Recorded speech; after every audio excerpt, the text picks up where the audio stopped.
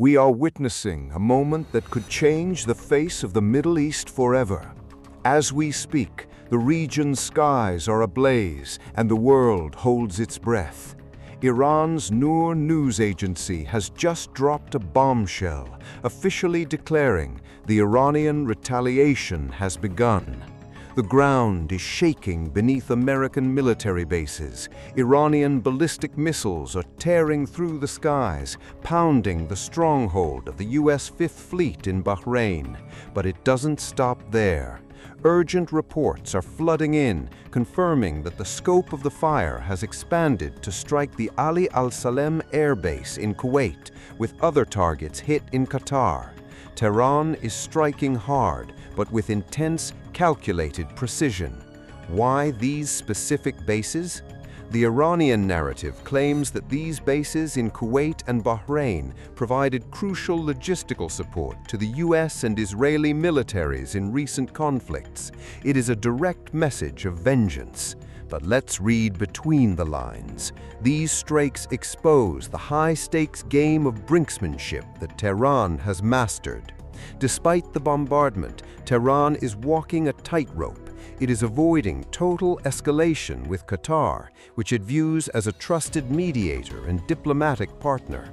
At the same time, it maintains a delicate balance with the UAE, its third-largest economic lung globally, and its financial lifeline to bypass US sanctions. So where are the American aircraft carriers? Where is the USS Abraham Lincoln?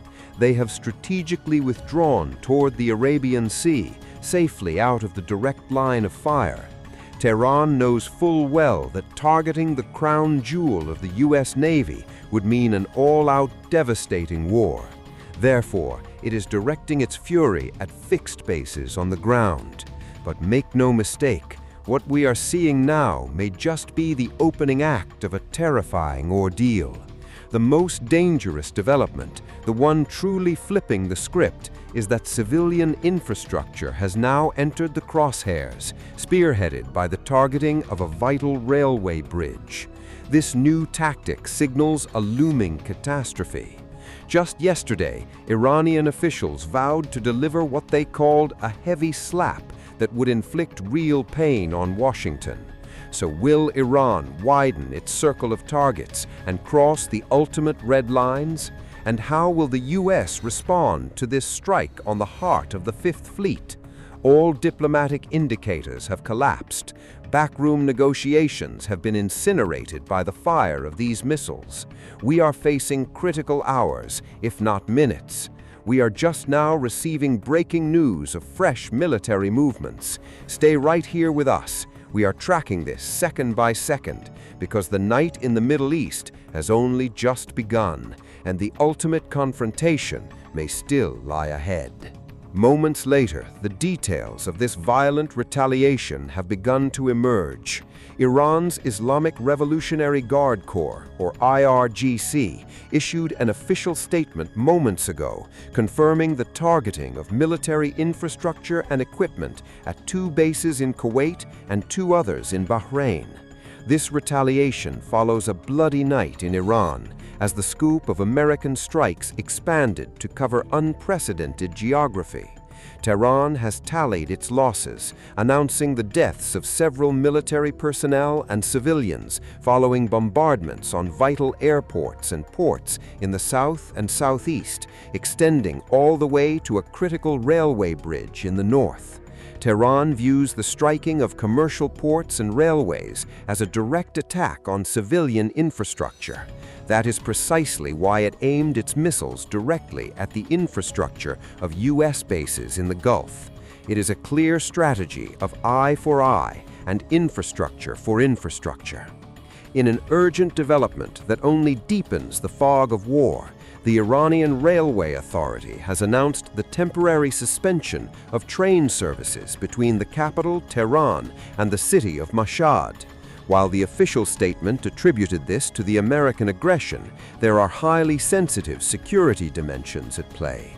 This move coincides with the ongoing preparations for the funeral ceremonies of the former Supreme Leader Ali Khamenei in Mashhad. The state of internal alert in Iran has reached a fever pitch, with flights grounded at the capital's airports as well. Yet, despite the crackle of gunfire and the roar of explosions, are the doors of diplomacy truly closed? The surprising answer is no. Back-channel communications are still pulsing with life through mediators in Qatar and Pakistan. Tehran insists it will not negotiate under fire or without leverage, while Washington continues to apply maximum pressure. We are looking at a dangerous equation, a strike for a strike, and negotiations on the edge of the abyss. The coming hours will determine whether we slide completely over the edge or if these explosions are the final shots fired before both sides sit down at the table.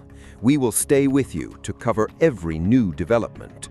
The developments are unrelenting, and the ring of fire is widening to ignite the skies of new countries in the region. Moments ago, and for the first time since the ceasefire agreement was announced, air raid sirens echoed across most of the Hashemite Kingdom of Jordan. The skies over Amman will not sleep tonight.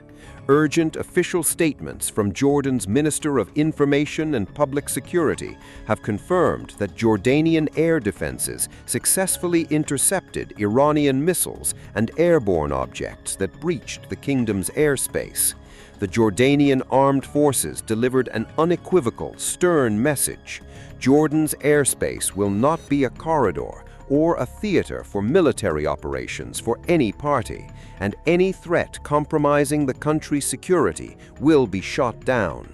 The Jordanian capital is now living in a state of maximum alert. The U.S. Embassy in Amman issued an urgent and strongly worded alert to its citizens, urging them to shelter in place immediately in enclosed spaces and to stay clear of the embassy's perimeter. This warning reflects the sheer scale of the potential danger, especially since the embassy had recently halted public appointments due to elevated security threats. Jordan, having already intercepted over 260 missiles in previous rounds of escalation, once again finds itself in the eye of the storm. The shrapnel of the US-Iranian conflict is flying in every direction, and the shattering of the rules of engagement has become our reality tonight. Will we see other nations dragged into this in the coming hours? Are things about to spiral completely out of control and ignite a comprehensive regional war? Stay with us. Our continuing coverage is up next.